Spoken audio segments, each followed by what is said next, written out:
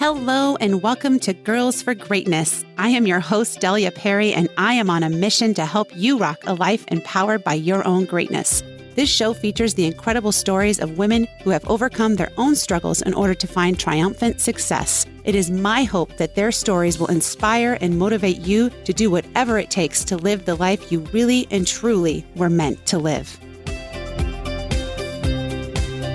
Well, hello, my dear friends. Welcome to the Girls for Greatness podcast. This is your host, Delia Perry, and you are listening in to episode number 170, a solo cast with, yes, yours truly. In some ways, you guys, it is so weird to think that I have done this 170 times. I definitely don't consider myself any sort of an expert at this point, and in a lot of ways, as in life, I still have so much to learn. And yet, I must say, it does feel pretty freaking amazing to think that I have been at this for 170 episodes. What an honor it has been and always is to learn right alongside all of you.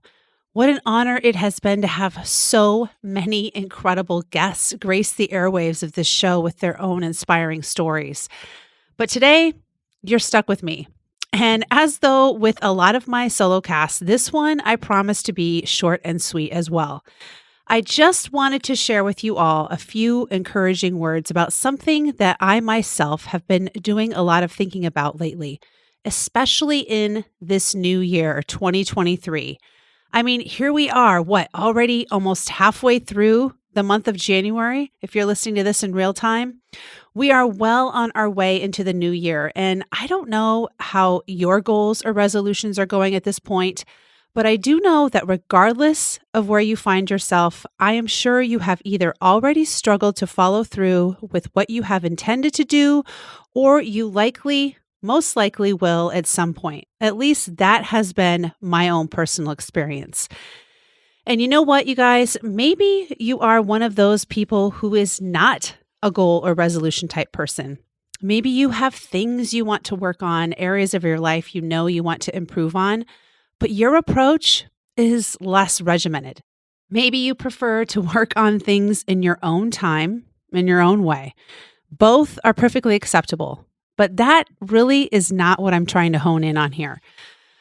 What I have come to realize and what I want us all to start to pay attention to is how we are so quick to make ourselves wrong when we don't follow through, when we don't succeed, and even when we struggle with what we've set out to do.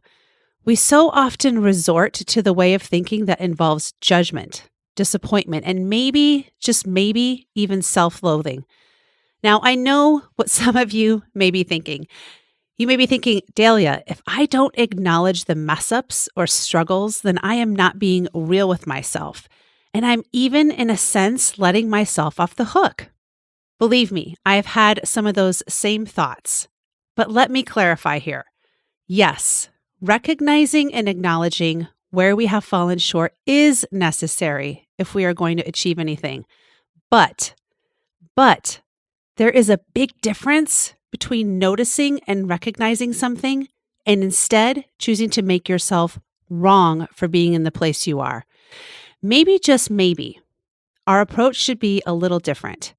Maybe our approach should be filled with a bit more gentleness, a bit more kindness, and maybe a bit more grace. My friends, I have said this on here what seems like a bajillion times, but we are always our own worst enemy and our own worst critic. For many of us, myself included, you often run that person in the mirror down in ways you would not even think about speaking to another human being, let alone anyone in your close circle of family and friends.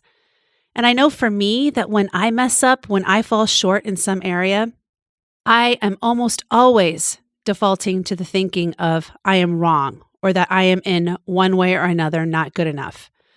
I know that yes, there are times when we definitely need to admit our own shortcomings and own it when it causes others pain. But I am talking about the times when maybe we could just pause and look at our circumstances and situations, and even those areas we are wanting to improve upon with more compassion. Maybe we could instead look at where we are as right where we were meant to be. Maybe we could look at who we are and where we are in life at this point in time as being the exact place we need to be at on our own life journey.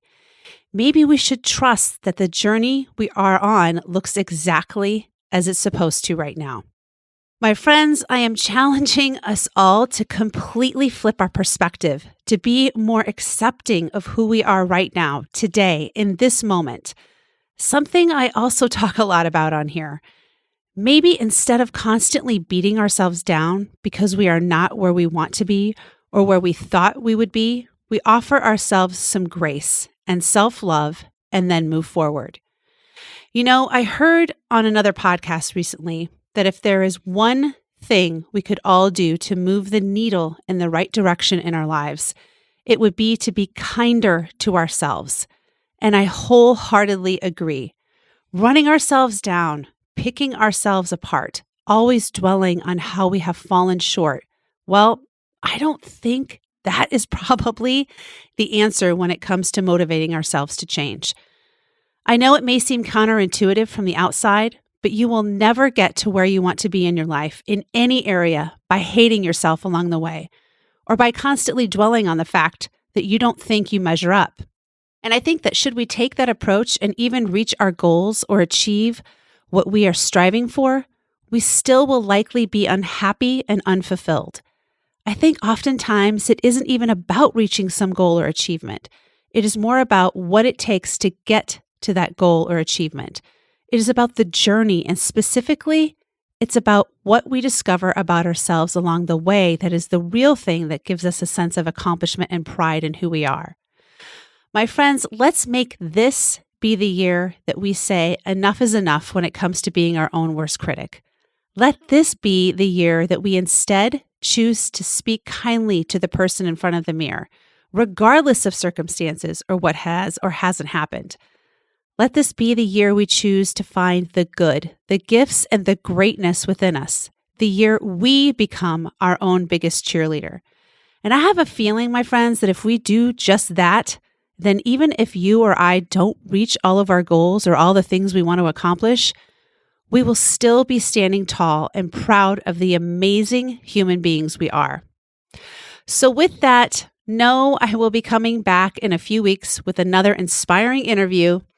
As always, let me just thank each and every one of you for taking the time to tune into this podcast. Whether you are a first-time listener or a regular listener, thank you. It's always such an honor to bring you this show. So until next time, I want you all to know that you are already amazing. You are a gift to this world at this point in time, exactly as you are today. You matter, my friends, and so does your unique, powerful, beautiful greatness.